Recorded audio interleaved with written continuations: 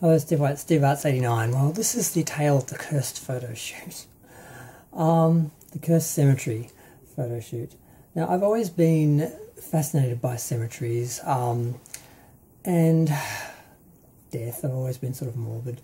And I had a friend who, her sister had taken photography kind of seriously for a while, and her sister, my friend, had a very unique beauty. She looked like she could have lived in, the 18th century or 16th century or something. She just had this, she looked like those old paintings of the women from like the 60s and 1700s and stuff like that. I just, and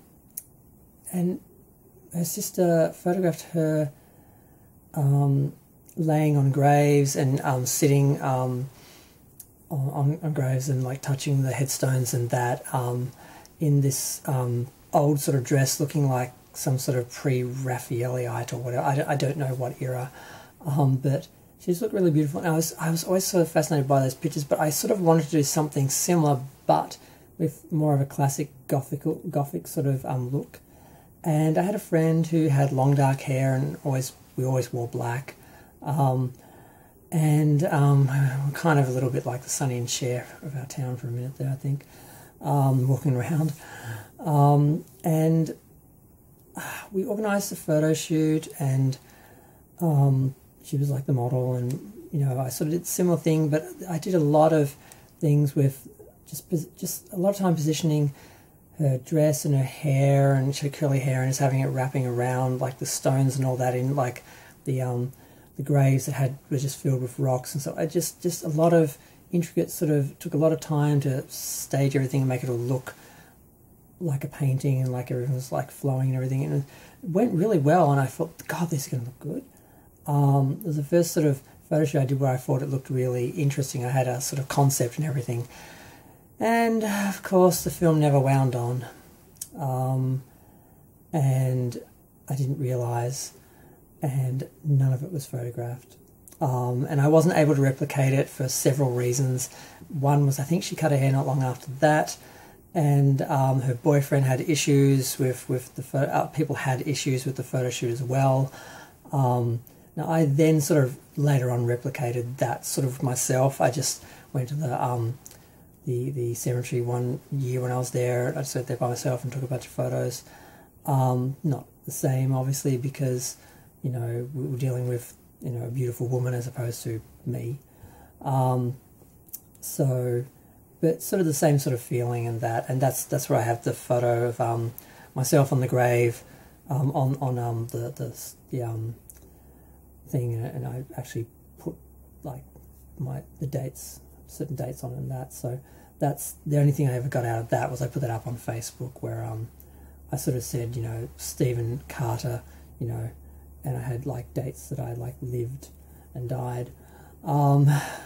Symbolically, spiritually, of course, I'm talking about, not literally. I'm alive, obviously. But yeah.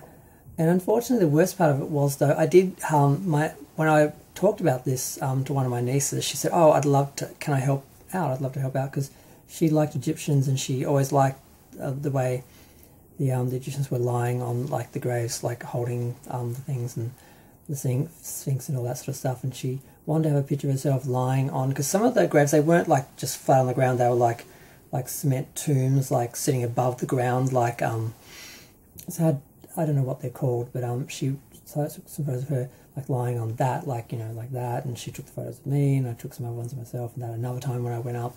But unfortunately, the way she told the story, I basically was making her like pose on gravestones, like it was all creepy and like morbid, and I'm like, what? You asked me if you could come. I was doing it by myself. You asked me if you could come because you wanted to like pose like an Egyptian, like like mummy or whatever. And she'd said that in front of my mother, that she was trashing me and basically saying that, I made her take photos in the cemetery and I was really creepy and all that, and she told me about it, and I'm like, interesting. So she's totally two-faced. When she was with people who didn't like me, because I had a couple of relatives who didn't like me, she was trashing me and just making stuff up to tell them, just to give them something, and and when she was with me, she was like, you know, my friend, and hey, how do I come and help you? Like, I'd love to do this and this, and I was sort of interested in that too, and blah blah. And she just revealed herself to be very two-faced and fake, and I never trusted her again. She contacted me on Facebook a few years ago and said that she got the feeling that I didn't like her and I didn't respond. She got married just recently, actually. I didn't even know about it. Wasn't invited. We live in the same state.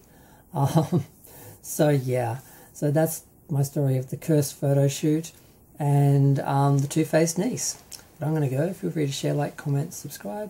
Let me know what you think. I have often thought of redoing that shoot, and I did go to the cemetery with my friend. We took some photos, but we were just like hanging out, and we were just like, you know, laying on the grass, like talking and that. So it wasn't, you know, we didn't try and replicate it or anything. But I would love to do something like that. I might just do it in, you know, illustration or something, because that moment has passed.